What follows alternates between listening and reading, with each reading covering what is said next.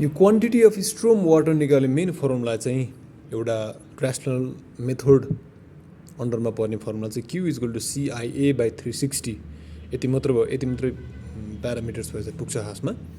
यसमा तपाईँको Q भनेको चाहिँ अब रन अफ अथवा चाहिँ storm water flow meter cube per सेकेन्डमा आउँछ यसको भ्यालुहरू इनकेस यसका युनिटहरू यो अनुसारले राख्यो भने।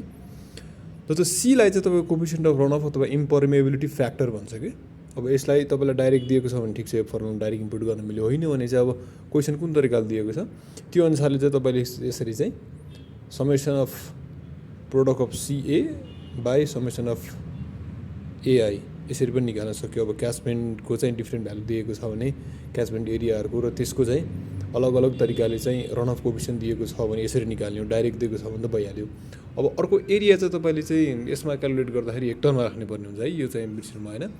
अर्को इन्टेन्सिटी अफ रेनफल चाहिँ तपाईँको MM पर आवरमा आउँछ। अब यो इन्टेन्सिटी अफ रेनफल चाहिँ तपाईँको empirical formula given by British ministry of health, यसले चाहिँ डाइरेक्ट दुईवटा फर्मुला दिएको छ, रिफरेन्सिङ तपाईँको ड्युरेसन अफ अथवा कन्सन्ट्रेसन अफ रेनफल अथवा रेनफल टाइम अफ कन्सन्ट्रेसन भनौँ न।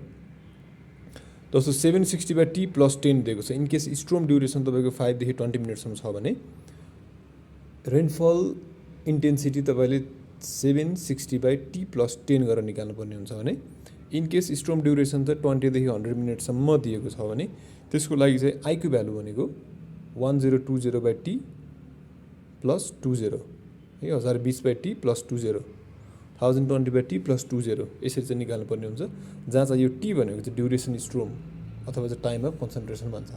अब यो ऱ्यासनल मेथड एकदम रिजनेबल मेथड हो। यसले चाहिँ तपाईँको कतिसम्म भन्दा एकदमै रिजनेबलली यसले चाहिँ तपाईँको स्ट्रोम वाटर क्वान्टिटी कति एरियासम्म दिन्छ भन्दा अप टु 400 हेक्टर भन्छ कि। अप टु 400 हेक्टरसम्मको एरियामा चाहिँ तपाईँले यो स्ट्रोम वाटर चाहिँ क्यालकुलेट गर्नु पऱ्यो भने यसले राम्रो डेटा दिन्छ भन्छन्।